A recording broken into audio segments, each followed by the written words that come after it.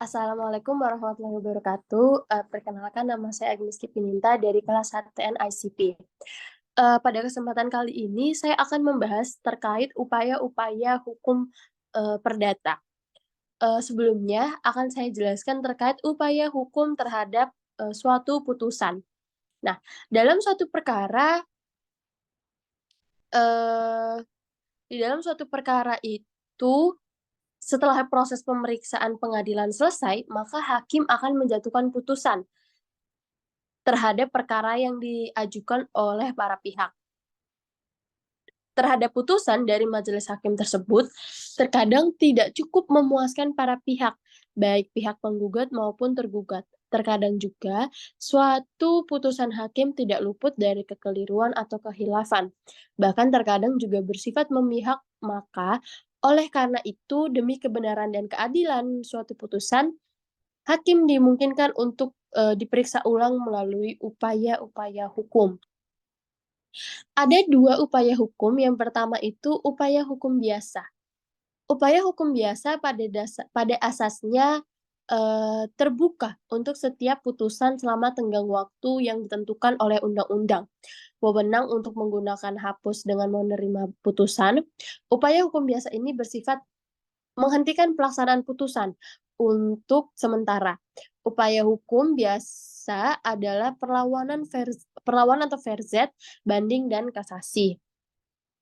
Jadi upaya hukum biasa itu dibagi menjadi tiga, ada perlawanan atau verzet, banding, dan kasasi. Yang pertama, perlawanan adalah upaya hukum terhadap putusan yang dijatuhkan pengadilan terhadap putusan tanpa hadirnya penggugat atau putusan verstek. Hal ini sejalan dengan ketentuan Undang-Undang Pasal 125 Ayat 3, Junto Pasal 129 HIR, dan Pasal 149 Ayat 3, Junto 153 RBG. Pada asasnya, perlawanan ini disediakan bagi pihak tergugat yang dikalahkan. Apabila setelah dilakukan verzet ternyata pemohon atau tergugat sekali lagi dikalahkan dengan verstek karena tidak hadir mengikuti sidang, maka ia tidak dapat lagi mengajukan verzet, melainkan harus mengajukan banding atau putusan itu. Dalam perkara verzet, maka gugatan awal diperiksa kembali setelah perkara semula. Artinya di sini tidak ada jawaban replik, duplik, dan konklusi.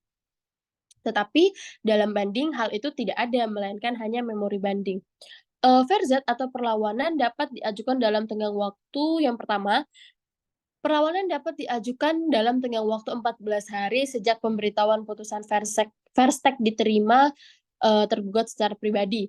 Yang kedua, jika putusan verstek itu tidak diberitahukan kepada tergugat pribadi, maka perlawanan masih dapat diajukan sampai 8 hari setelah teguran untuk melaksanakan putusan verstek itu.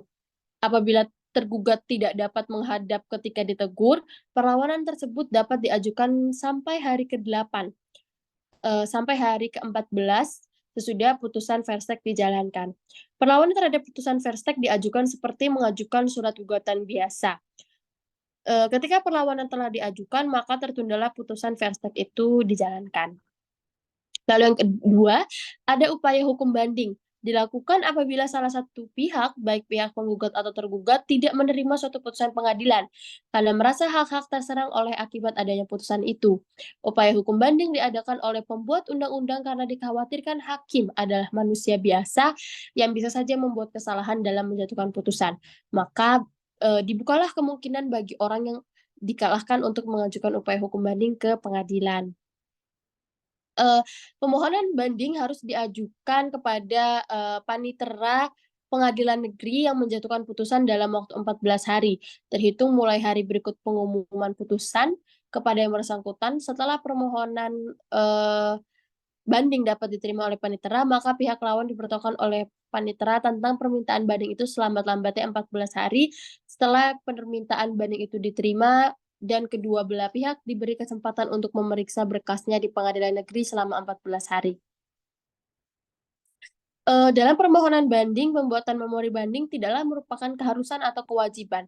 Undang-undang tidak mewajibkan pembanding untuk mengajukan memori bandingannya. Artinya, walaupun tidak dibuat memori banding oleh pembanding, hal tersebut tetap dibenarkan. Dan juga tidak ada batas waktu kapan memori banding harus diserahkan kepada pengadilan. Selama putusan belum diambil oleh pengadilan tinggi, memori banding masih bisa diserahkan. Yang ketiga ada kasasi. Kasasi merupakan suatu alat hukum yang merupakan wewenang dari MA, Mahkamah Agung, untuk memeriksa kembali putusan-putusan pengadilan terdahulu. Dan ini merupakan pengadilan yang terakhir. Tugas pengadilan kasasi adalah menguji putusan pengadilan-pengadilan bawahan tentang sudah tepat atau tidaknya penerapan hukum yang dilakukan terhadap kasus yang bersangkutan yang duduk perkaranya telah ditetapkan oleh pengadilan-pengadilan bawahan tersebut. Berbeda dengan banding, di mana memori banding bukanlah menjadi kewajiban bagi pemohon banding, akan tetapi dalam kasasi, memori kasasi adalah kewajiban bagi pemohon kasasi untuk diserahkan. Artinya, apabila pemohon kasasi tersebut tidak dibuat, maka permohonan kasasi akan ditolak. Terhadap memori kasasi termohon, kasasi dapat menyampaikan kontra memori kasasi dalam tenggang waktu 14 hari sejak memori kasasi disampaikan kepadanya. Untuk melaksanakan kasasi harus ada alasan-alasan yang digunakan sebagai dasar dalam melakukan kasasi. Alasan-alasan tersebut adalah: 1, tidak berwenang atau melampaui batas wewenang; 2, salah menerapkan atau melanggar hukum yang berlaku; 3, lalai memenuhi syarat-syarat yang diwajibkan oleh peraturan perundang-undangan yang mengancam kelalaian itu dengan batalnya putusan yang bersangkutan.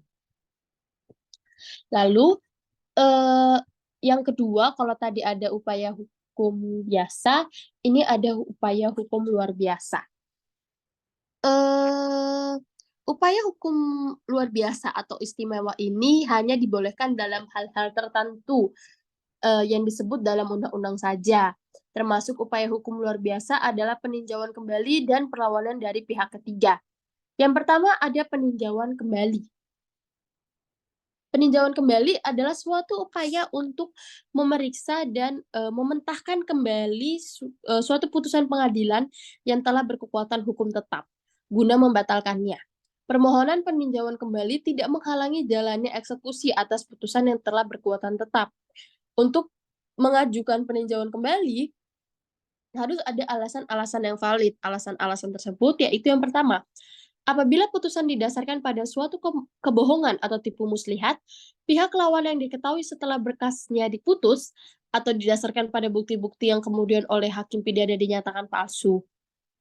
Lalu yang kedua, apabila setelah perkara diputus ditemukan surat-surat yang bersifat menentukan yang pada waktu perkara diperiksa tidak dapat ditemukan. Lalu yang ketiga, apabila telah dikabulkan suatu bagian atau suatu hal yang tidak dituntut atau lebih daripada dituntut.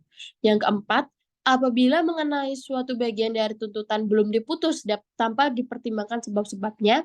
Yang kelima, apabila antara pihak-pihak yang sama mengenai suatu soal yang sama, atas dasar yang sama, oleh pengadilan yang sama, atau sama tingkatnya, telah diberikan putusan yang bertentangan satu dengan yang lain. Dan yang terakhir, alasan yang terakhir, yaitu apabila dalam suatu putusan terdapat suatu kehilafan hakim atau suatu kekeliruan yang nyata. Lalu,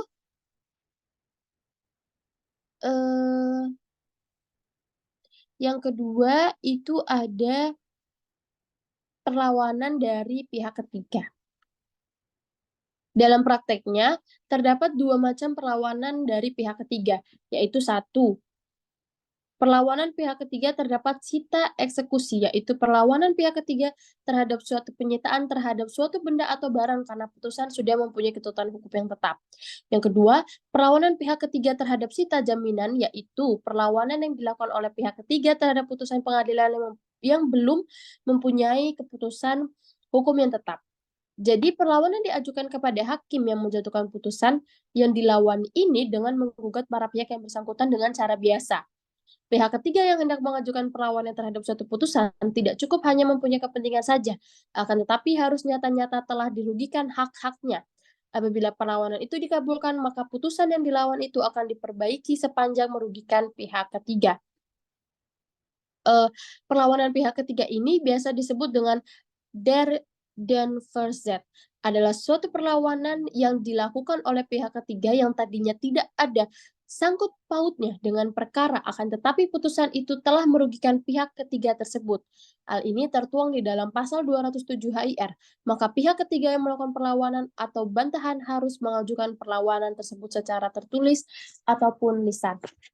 Sekian yang bisa saya sampaikan terkait upaya-upaya hukum. Kurang dan lebihnya saya mohon maaf. Wabillahi taufiq wal hidayah. Wassalamualaikum warahmatullahi wabarakatuh.